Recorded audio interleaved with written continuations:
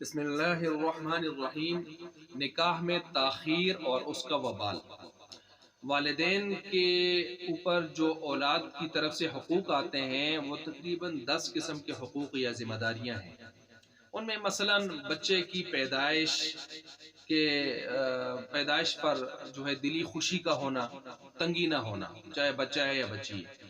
اسی طرح صفائی وغیرہ کرنا، پھر اس کو غسل وغیرہ یہ چیزیں، اور اذان اقامت اس کے کان میں، اور تحنیک یعنی سب سے پہلے کسی اچھے آدمی سے اس کے منہ کی چبائی ہوئی چیز کھجور وغیرہ اس کے تالو پر پھیرنا، اور اسی طرح جو ہے عقیقہ کرنا، ختنہ کرنا، اور اچھا سا نام رکھنا، یہ سارے تقریباً ان آداب کے اندر آتے ہیں جو ان حقوق کے اندر آتے ہیں۔ اسی طرح بعد میں چل کے پھر اس کو حسن تعلیم، اچھی تعلیم دینا، اچھا ادب سکھانا، تربیت کرنا وغیرہ وغیرہ، یہ ساری باتیں۔ پھر ایک آگے جا کے جب یہ بلوغت کو پہنچ جائیں تو پھر ان کا مناسب اور فوری اعتبار سے ان کے نکاح کا، شادی کا انتظام وغیرہ کر لینا۔ یہ سارے والدین کے اولاد کے حقوق میں یہ چیزیں آتی ہیں والدین کے حوالے سے۔ اب اس میں جو ہے نکاح کے حوالے سے جو تاخیر ہمارے معاشرے میں پائی جاتی ہے اور اس کا وبال کیا ہوگا، اس حوالے سے میں کچھ آیات اور احادیث آپ کے سامنے رکھتا ہوں۔ قرآن کریم میں اللہ فرماتے ہیں وَأَنكِحُوا الْأَيَامَ مِنكُمْ وَالصَّالِحِينَ مِنْ عِبَادِكُمْ وَإِمَائِكُمْ۔ یہ 18ویں پارے میں اللہ تعالیٰ فرما رہے ہیں کہ تم نکاح کرواؤ اپنے میں سے جو بے نکاح مرد ہیں یا عورتیں ہیں، اور وہ جو نیک و کار ہیں تمہارے غلاموں میں سے اور باندیوں میں سے۔ دیکھیں نیک و کار، اگر نیک و کار ہیں ان کے بھی نکاح کرواؤ، یعنی صرف اپنی اولادوں کے، اپنے بھائیوں کے، آزاد مردوں عورتوں کی نکاح نہیں ہے، بلکہ تمہارے ماتحت جو غلام ہیں ان کے بھی تم نے نکاح کروانے ہیں۔ وہ ظاہر بات ہے وہ بھی تمہاری ماتحتی میں ہیں، وہ تو خود نہیں کر سکتا نکاح، تو جہاں اپنوں کی پیاروں کی فکر کرنی ہے وہاں اپنے خادموں اور غلاموں کو بھی بھولنا نہیں ہے اس معاملے میں۔ ایک تو یہ بات آ رہی ہے، دوسری یہ آ رہی ہے کہ وہ صالحین، اگر وہ نیک بھی ہیں پھر بھی ان کے نکاح کرواؤ۔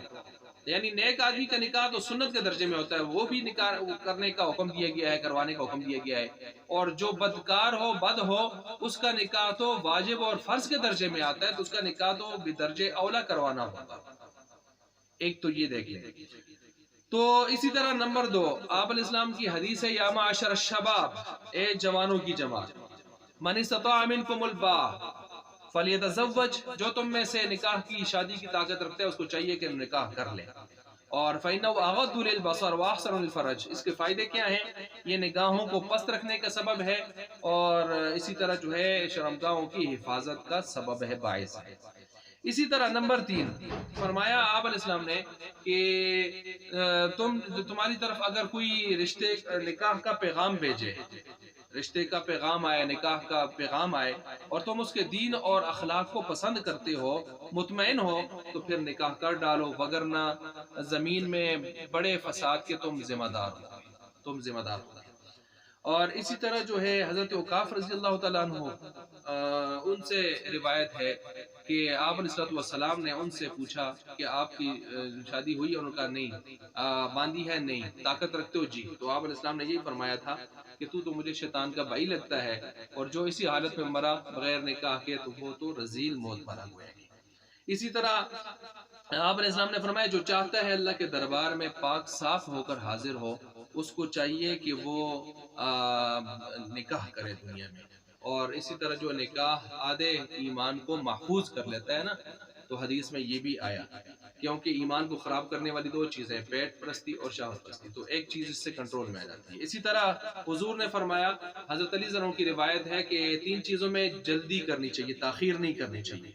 ان میں ایک جماعت کا وقت ہو تو نماز کھڑی کر دی جائے، اسی طرح جنازہ حاضر ہو تو مکروہ وقت نہ ہو تو جنازہ فوراً پڑھ لیا جائے، بلکہ جنازہ اگر حاضر ہو گیا اور مکروہ وقت بھی ہے تو کہا کہتے ہیں تو پھر بھی اس کو پڑھ لیا جائے، تاخیر نہ کی جائے، لیکن مکروہ وقت میں لائے نہ جائے جنازہ۔ اسی طرح نمبر 3، جوڑ کا مرد مل جائے تو فوراً نکاح عورت کا کر دیا جائے، اس میں تاخیر نہ کی جائے، جیسے کہ پیچھے روایت میں گزرا، اگر تاخیر کریں گے تو زمین میں فساد پھیلے گا، پھر ظاہر بات اس کے ذمہ دار ہوں گے۔ اسی طرح ایک حدیث میں ہے کہ اولاد کا اچھا سا نام رکھنا چاہیے، ادب سکھانا چاہیے، اور اس کا نکاح شادی کروا لینی چاہیے۔ اگر تاخیر کی اور اس کا پاؤں پھسل گیا تو جو گناہ اس پر ہوگا اتنا ہی گناہ اس کے والد پر بھی ہوگا، وبال اس کے والد پر بھی ہوگا۔ اسی طرح مشکات کے اندر حدیث ہے، اس میں ہے مضمون ہے کہ تورات میں بھی یہ بات لکھی ہے کہ جب 12 سال کی جو ہے بچی وغیرہ اس کی عمر ہو جائے تو پھر ایسی صورت میں اگر اس کا نکاح وغیرہ نہیں کیا تو گناہ کا جو اس کا گناہ ہوگا، اس کا وبال جیسے اس پر ہے ایسے ہی اس کے والد پر بھی ہوگا اگر پاؤں پھسل گیا۔ تو بہرحال اس طرح کی روایات اور آیات موجود ہیں جن سے نکاح میں تاخیر اور اس کا وبال صرف اس لڑکے لڑکی پر ہی نہیں، خاص کر لڑکی اس کے والدین کے اوپر یعنی خاص کر والد کے اوپر بھی اس کا وبال پڑتا ہے۔ اللہ تبارک و تعالی سمجھنے کی عمل کرنے کی توفیق عطا